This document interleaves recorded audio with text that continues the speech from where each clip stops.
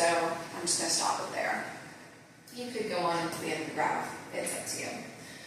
We have the general idea of what it's going to look like. If somehow you're plotting your points and you're getting straight lines on the side, double check things.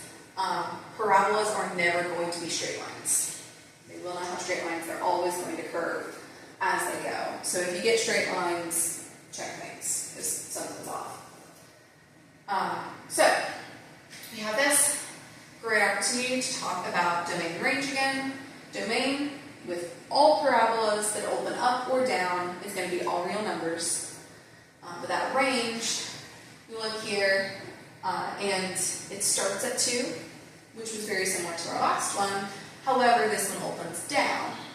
So since it opens down instead of up, our range for this one would be y is less than 2. So y is less than 2 is our range. It starts at 2, it goes down from there. So that would be our range. And then now we have a great opportunity to talk about our zeros. So in this case, our zeros are going to be wherever these points are. The way that you would figure out zeros in the case of vertex form is essentially going to set an equal to 0. So because when you cross the x-axis, your y-coordinate is 0. So that's essentially what you're going to be doing with all of them, is you're setting them equal to 0. There's just different ways that you would set that up. So in the case of vertex form, you just set it equal to 0 as is. So what we have is we have y equals negative x minus 1 squared plus 2, and we're replacing this y with a 0. Because again, the y-coordinate is 0 when it crosses the x-axis. So what we're going to do here is we're just going to solve. It may or may not be pretty. This one, you can see it's going to be a fraction or a decimal. So we'll work it through as quick as we can, but it's not going to go as a whole number for this one. So we'll subtract 2 from both sides. So what we get is negative 2 equals negative x minus 1 squared. We have our negatives here, so we can cancel out our negatives. One note, if at this point you still had a negative on the right or the left-hand side, it's probably going to be a case like with our previous one with our standard form where it doesn't touch the x-axis. If that happens, you're going to get imaginary numbers, which means they're not possible, so it doesn't work. In this case, our negatives did cancel out, so we're good. It will be a real number, but that's just something to keep in mind. So with this, what we have is 2 equals x minus 1 squared. Now to cancel out the squared, we need to take the square root of both sides. So we take the square root, and an important thing to remember here is we need 2 zeros. The way we do that is when you take the square root of a number, it's plus or minus that number. Because for instance, if you had the square root of 4, you could get that by doing positive 2 times positive 2 would give you a 4, but a negative 2 times a negative 2 would also give you a 4. So that's why when we do this, we have to do both.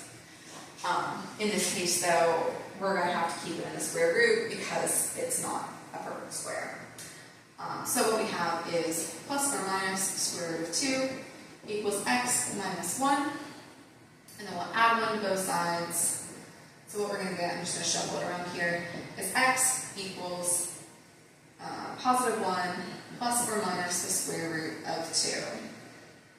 And that then would be our zeros. So there's 2 of them because it's the positive version and the negative version. If you needed to graph it from this, you could go ahead and stick that in your calculator, figure out what that's going to be, and get an actual value for that. But if they're just asking you to list it, you can leave it in this form. So that's how you would find the zeros with the vertex form.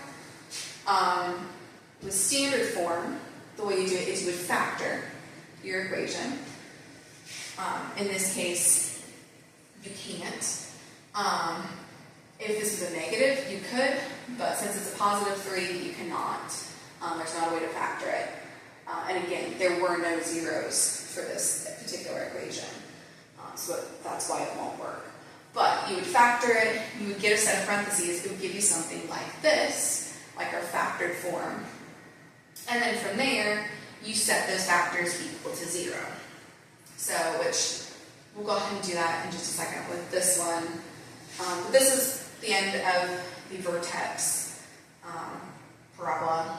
All you need to know with it, that should be it.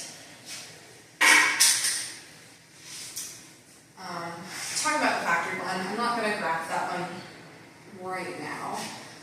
We'll talk about the zeros first, which might involve graphing a little bit. But when we're looking at it, what we see is these are our zeros. So they've already given us our zeros, they're on there, and so what we can do is we can set them equal to 0. We don't have a vertex just right off the bat, we're going to have to figure that out as we go. So, we're going to set the whole thing, all the parentheses equal to 0. So we have x minus 1 equals 0. We can add 1 to both sides, and we get x equals positive 1. So we did this earlier, but we'll do the same thing with the other one. So x minus 3 equals 0. So x equals positive 3. So what I can do is I can go ahead and plot those 2 points on my graph. Again, keep in mind we just set them equal to 0, so we're saying that the y coordinate was 0. So we have x equals 1 and x equals 3. So that gives me my 2 zeros. I know then that my vertex has to be somewhere in the middle. So this tells me my line of symmetry is at x equals 2. So what you can do then is once you have that line of symmetry, is you can take that coordinate, plug it into your equation, and figure out what your y coordinate is. And that will tell you then where your vertex is going to be. So we'll go ahead and do that. So what we have is we have 2 times 2, because this is what we're plugging in here, minus 1 times 2 minus 3. That's y equals. So 2 minus 1 is just 1. And our 2 minus 3 is going to be a negative 1. So what we have then there is we have 2 times 1 times negative 1, and that's just going to give us a negative 2. So y equals negative 2. So we know that our x was positive 2 and our y is negative 2. So we can put a point here, and now we know basically what our parabola is. We have our vertex, we have 2 points, 1 on each side. We would then use a table to figure out another point. We can go ahead and just really quickly do that. I'm just going to plug in 0, because it's easy, as we said, and we only need 1 more point. So we're going to plug a 0 into our equation. Again, we're plugging it into this equation here.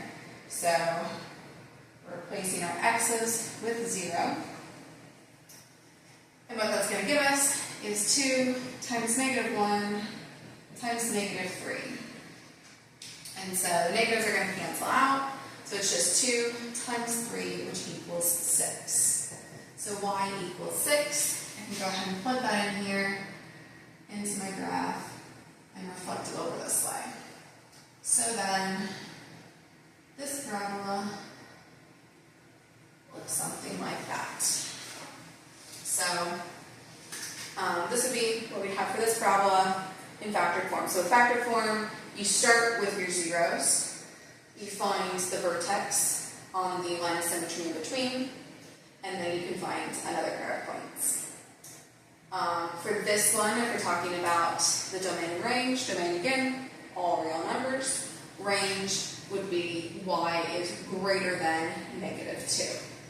Specifically, it should be greater than or equal to, because it can touch that point. And we already got the zeros from that. So that should be it.